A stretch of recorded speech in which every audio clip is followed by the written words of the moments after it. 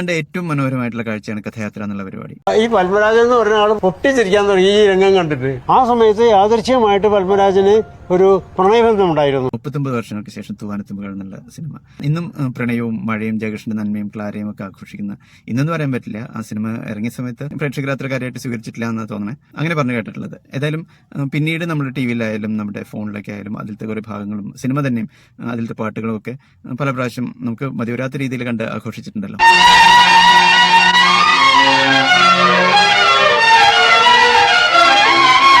ഈ പരിപാടിയിൽ ലാലേട്ടൻ തന്നെ പറയുന്നുണ്ട്, തൂവാനത്തുമ്പികൾ 500 തവണ കണ്ടിട്ടുള്ള ആളുകളെ അദ്ദേഹത്തിന് അറിയാമെന്നുള്ളത്. തീർച്ചയായിട്ടും നമ്മളും ഒരുപക്ഷെ അതിലത്തെ ഭാഗങ്ങളൊക്കെ കൂടി കൂട്ടി ചോദിക്കുകയാണെങ്കിൽ ഒരു 500 തവണ നമ്മളും കണ്ടിട്ടുണ്ടാവും എന്നാണ് തോന്നുന്നത്. ഏതായാലും പറഞ്ഞു വരുന്നത് ആ പ്രോഗ്രാമിനെ കുറിച്ചാണ്. മണ്ണാർത്തുടി ജയകൃഷ്ണൻ ശ്രീ പത്മരാജൻ കണ്ടെത്തുന്നത് ശ്രീ ഉണ്ണിമേനോൻ എന്നുള്ളൊരു ആളാണ്. അദ്ദേഹം തൃശ്ശൂരാണ്. ഈ പ്രോഗ്രാമിൽ തന്നെ പറയുന്നുണ്ട്, റിയലിലെ ജയകൃഷ്ണനെ റിയലാക്കിയ മോഹൻലാലും റിയൽ ഉണ്ണിമേനോനും തമ്മിലുള്ള കൂടിക്കാഴ്ച. അവർ മനസ്സ് തുറന്ന് സ്ക്രിപ്റ്റഡ് അല്ലാണ്ട് സംസാരിക്കുന്നതായിട്ടാണ് നമ്മൾക്ക് ഫീൽ ചെയ്യുന്നത്. അതിൽ ശ്രീ ഉണ്ണിമേനോൻ അദ്ദേഹത്തിന്റെ പ്രണയത്തിന് കാരണമായിട്ടുള്ള, അല്ലെങ്കിൽ പ്രണയത്തിന് കരുത്ത് കൊടുത്തിട്ടുള്ള ശ്രീ എൻ മോഹനന്റെ കഥയിലെ വരികൾ പറയുന്നുണ്ട്. ഒരു ഒറ്റ ഫ്ലോയിലാണ്. ആ ചന്ദ്രനും നക്ഷത്രവുമായി പ്രേമത്തിലാണ് തീർച്ച. പ്രേമത്തോടൊപ്പം ഇന്നും ദുഃഖമുണ്ടാകുന്നു. നോക്കൂ, ആ ചന്ദ്രകല വിളറി വിളറി വരികയാണ്.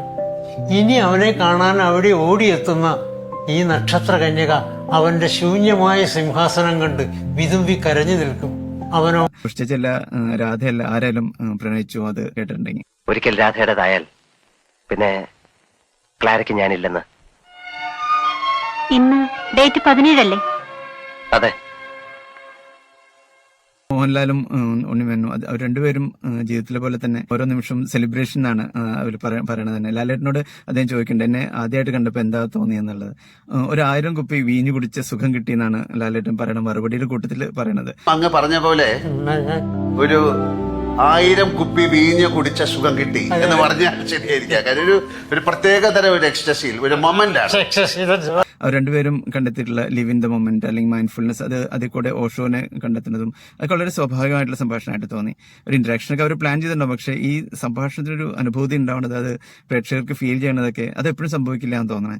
പത്മരാജന്റെ വാടകയ്ക്കൊരു ഹൃദയം എന്നുള്ള നോവലിന്റെ 50ാം വാർഷികം കേരള ഓർമ്മയിൽ നടക്കുമ്പോഴാണ് ശ്രീ ഉണ്ണിമേനനെ എനിക്ക് കാണാനുള്ള ഒരു ഭാഗ്യം ഉണ്ടായിട്ടുള്ളത്. ഒട്ടും പ്രിപ്പയർഡ് അല്ലാത്തതുകൊണ്ട് കൂടുതൽ സംസാരിക്കാൻ പറ്റിയില്ല, കൂടുതൽ ചോദ്യങ്ങളും ചോദിക്കാൻ പറ്റിയില്ല. പക്ഷെ അദ്ദേഹം പത്മരാജന്റെ ഓർമ്മകളിൽ ഒരുപാട് വാചാലനായിട്ടുണ്ടായിരുന്നു. പത്മരാജൻ വളരെ നിർബന്ധമായിരുന്നു ഇവിടെ തന്നെ ഷൂട്ട് ചെയ്യണമെന്ന്. വെച്ചാൽ ഞാൻ ചിലപ്പോൾ നമ്മുടെ എൻ്റെ വൈഫ് ഉഷയെ കാണാനൊക്കെ ഇടയ്ക്ക് വരാറുണ്ട്. എന്നിട്ട് അറിയാതെ അതൊക്കെ കുറച്ചും കൂടിയൊക്കെ പൊടിപ്പന്തങ്ങളൊക്കെ വെച്ച് കാണിച്ചു.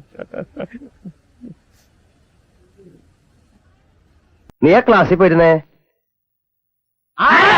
കഥയാത്ര എന്നുള്ള ഈ പരിപാടി മിസ്സാക്കണ്ട കേട്ടോ. Thank you.